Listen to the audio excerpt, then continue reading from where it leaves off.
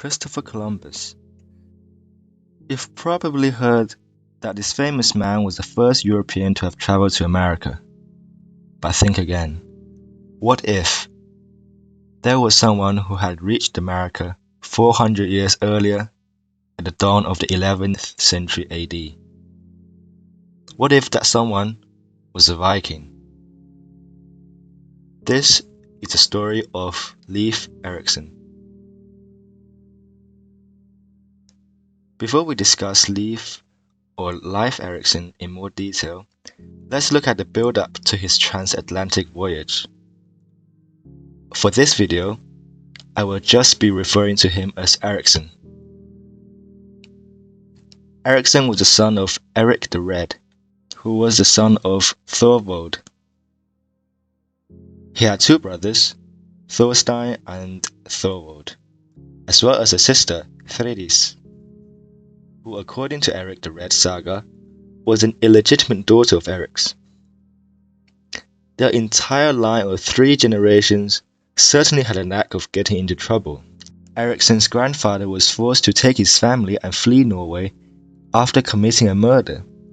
They fled to Iceland where Thorvald died, leaving Eric to make his own way in life. Eric married a local girl named Theodhild, the daughter of Jorund Atlason, whose family had Irish blood somewhere down the line. Things took a turn when Eric decided to follow his father's footsteps, and was temporarily exiled for committing a murder. This time there was no Iceland for him to flee to. Being a Viking, Eric took a boat and sailed west of Iceland after rumors of sightings of landmass. Eric eventually set foot on a new land which he named Greenland, in order to appeal to settlers. This apparently worked, as by the time of Erikson's trip to America, there were around 2,400 settlers on Greenland, and Eric's lineage had become the chieftain of Greenland. Erikson most likely grew up in Greenland with his siblings.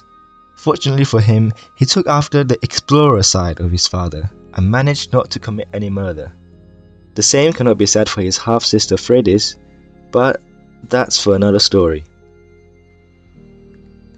According to Eric the Red saga, Erikson was to sail for Norway to serve as a bodyguard of King Olaf. However, on his way to Norway, Erikson was blown off course to the Hebrides. It was here that Erikson met the mother of his children. She was a lady of high birth named Thorgunna, whom was pregnant by the time he's ready to set sail again. Erikson left the mother of his child to continue to Norway. She later gave birth to a son who eventually united with his father in Greenland. Erikson eventually arrived in Norway around the year 1000 AD and swore loyalty to King Olaf. Erikson converted to Christianity in Norway and became King Olaf's envoy and was tasked to convert Greenland to Christianity. Now this is where Erikson's journey to America begins. According to Eric the Red saga, before he managed to convert any pagans to Christians, Erikson was once again blown off course on his journey returning from Norway. The saga states that Erikson and his crew landed on the eastern shores of North America. The Vikings called it Vinland, which means wineland.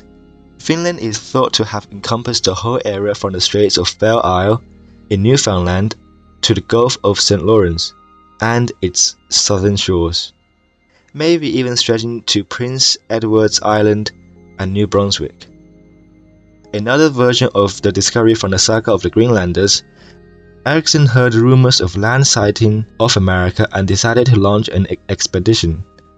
They first reached a glacier-covered stone slab of land which he and his crew named Helluland, which means stone slab land, likely northern Labrador and or Baffin Island, and then a flat and forested land they called Markland, which means forest land, likely central Labrador. Eventually they came upon a lush land where they set up base, which they named Leif's Booth.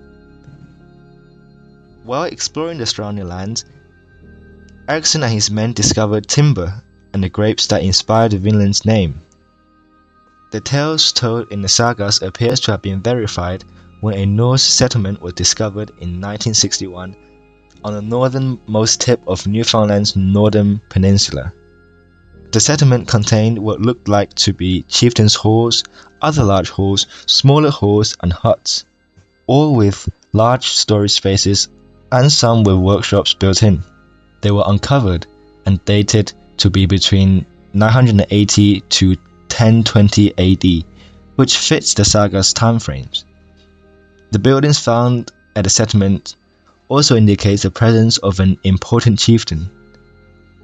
Erikson would be a good candidate for this role as he would later succeed his father in becoming the Greenland's chieftain. A rim pin of the Dublin Viking type was also found there. This ties in with information from the sagas about the Viking explorers having had family connections to Ireland, such as Erikson's mother having Irish ancestry. This settlement in Vinland likely served as a base of operations for the Vikings in North America. After Erikson finally returned to Greenland, he became chieftain after his father died just after 1000 AD. He then lived a comfortable life as any expedition into Vinland would be required to bring a share of their riches to Erikson. Erikson likely died sometime in between 1019 to 1025 AD, and his son became the chieftain of Greenland in 1025 AD. And that concludes the story of Erikson. Thank you everyone for watching. If you enjoyed the video, please like, comment and subscribe. Feel free to leave any suggestions for improvement as well. Thank you again, and I shall see you next time.